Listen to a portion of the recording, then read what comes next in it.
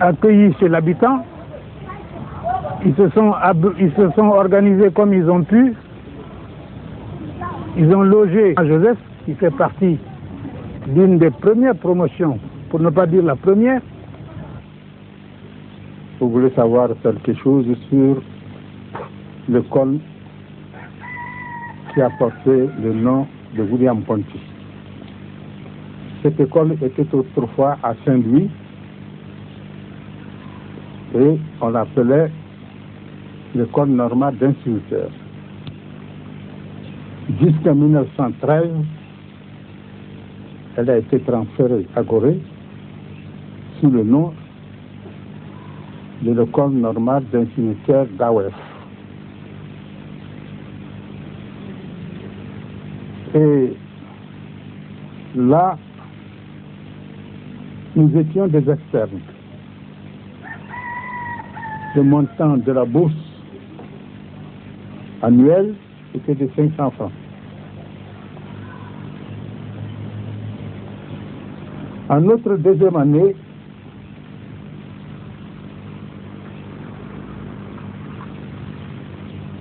la direction de l'école a pu nous trouver de logement, tout en nous faisant bénéficier de notre bourse de 500 francs par an. Ce qui fait qu'à cette époque-là, nous étions logés par l'école et on touchait la bourse que nous touchions avant et sur laquelle nous payions nos loyers.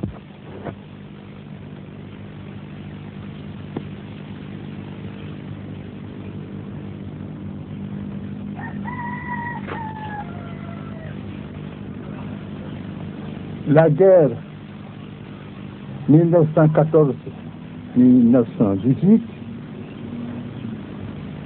nous a trouvés en pleine année scolaire. Le bateau était rare, car certains étaient coulés, entre autres l'Afrique, à bord duquel se trouvait l'évêque de Dakar, Monseigneur Jalabert, et un Ivoirien, originaire d'Assouba, à Bosso, qui était sous-officier d'infanterie.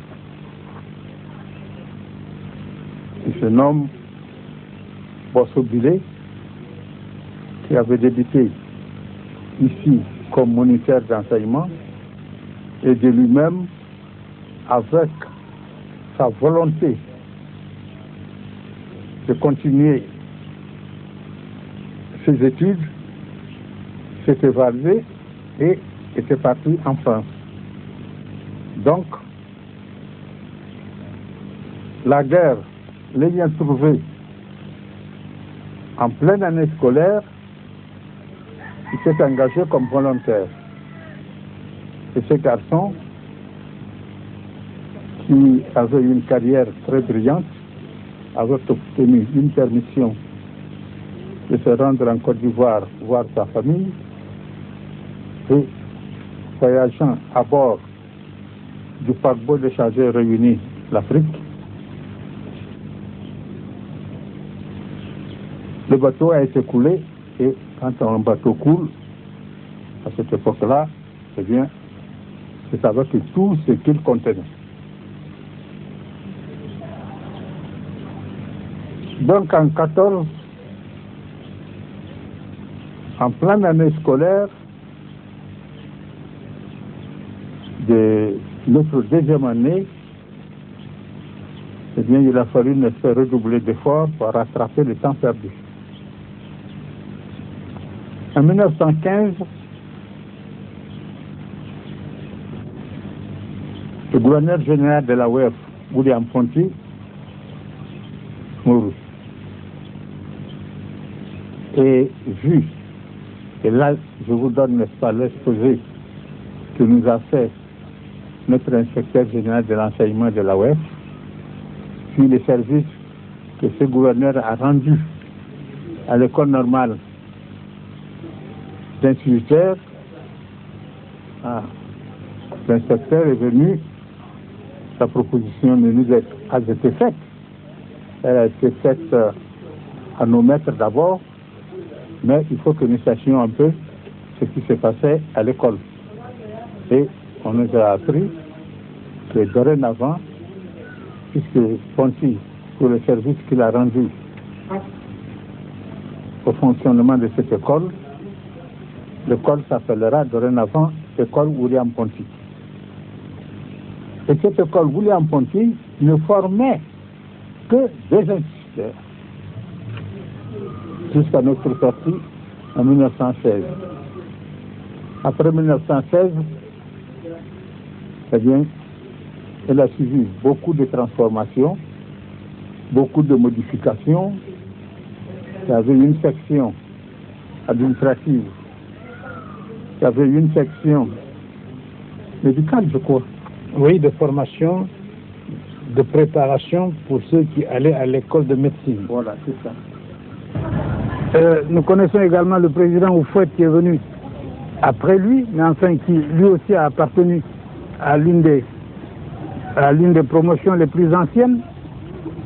Bien, je pense qu'il n'y avait pas à Gorée d'ailleurs que l'école normale. Quand je me tourne à ma gauche, j'aperçois un bâtiment qui est encore en très bon état et qui était l'école de formation des imprimeurs. Et puis, j'aperçois également un autre bâtiment qui est encore en très bon état, qui était l'ambulance. Bien, je pense que je vois également un dortoir qui est en face de moi et qui sert aujourd'hui de musée océanographique. Je pense que tout ceci prouve que les structures ont été maintenues. Puis il y a l'école qui servait de l'école annexe, que j'aperçois encore, qui doit sûrement être encore une école où l'on enseigne. Je pense que cette ville-là, cette île, a été marquée pour de longues années par l'existence de l'école normale William Ponty. Jusqu'à ces dernières années, la plupart, pour ne pas dire l'ensemble de ceux qui ont dirigé l'Afrique noire, sont sortis de l'école normale William Ponty. Je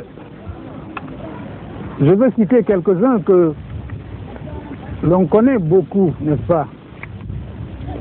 Évidemment, tous ceux qui sont passés par l'école de médecine sont d'abord passés par l'école normale William Ponty. Puisque vous me parlez, je me souviens de ce que le docteur Ndiakofi est passé ici, mais je sais aussi que le président Mamadou Coulibaly est passé ici. Mais des hommes que l'on connaît beaucoup, il y a Abdoulaye Sadji qui est passé ici, il y a Ousmane Sosé qui est passé ici. Il y a des hommes prestigieux qui sont passés ici. Enfin, je voulais finir par un homme qui m'est particulièrement cher et qui est Ouezin Coulibaly. Ouezin Coulibaly est passé ici et que toute l'Afrique noire connaît, puisqu'on l'appelle le lion du RDA. Non seulement il est passé ici, est un ancien du RDA, de l'école normale William Ponty, mais il est revenu par la suite dans cette école ici à Gorée, où il a été le surveillant général. Et je me souviens parfaitement que, après avoir quitté cette école et être passé par l'école de médecine, je suis revenu souvent dans cette île, parce que lui était surveillant à l'école normale William Ponty. Et nous avons tissé ensemble ici le projet de l'action politique que nous avons mené par la suite et qui a permis de concrétiser les structures du mouvement que tout le monde a connu et qui est le RDA.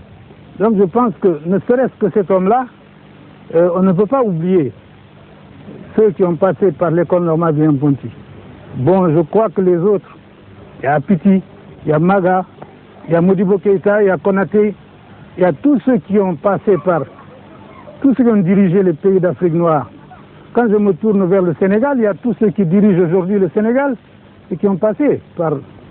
Tous ceux qui dirigent la Côte d'Ivoire sont passés ici. Tous ceux qui dirigent la Haute-Volta sont passés ici. Je ne vois pas, à travers l'Afrique, ceux qui ont valablement pris position et intelligemment conduit leur peuple, qui n'aient pas été à l'école ici. C'est pour ça que Gorée, c'est le cœur de l'Afrique.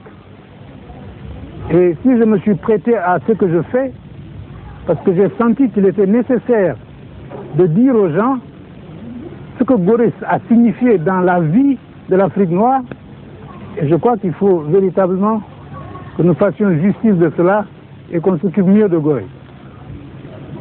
Docteur, vous dites que Gorée est le cœur de l'Afrique. Oui. Mais nous sommes tentés de dire que Gorée fut le cœur de l'Afrique. Est-ce que d'après vous, il peut encore jouer un rôle dans la politique d'unité de ceux qui nous dirigent? Je crois, parce que, au fond, c'est dans la mesure où nous retenons ce que le président Abdou Diouf a dit en disant qu'un peuple qui n'a pas de mémoire est un peuple mort. Je dis qu'un peuple qui ne se souvient pas de ce qu'il était, d'où il vient, de ce qu'il a forgé, est un peuple mort. À partir de ce moment-là, l'Afrique ne peut pas oublier Gorée, parce que s'il oublie Gorée, c'est un peuple qui doit mourir. Je dis, nous ne pouvons pas oublier Gorée parce que nous ne devons pas mourir.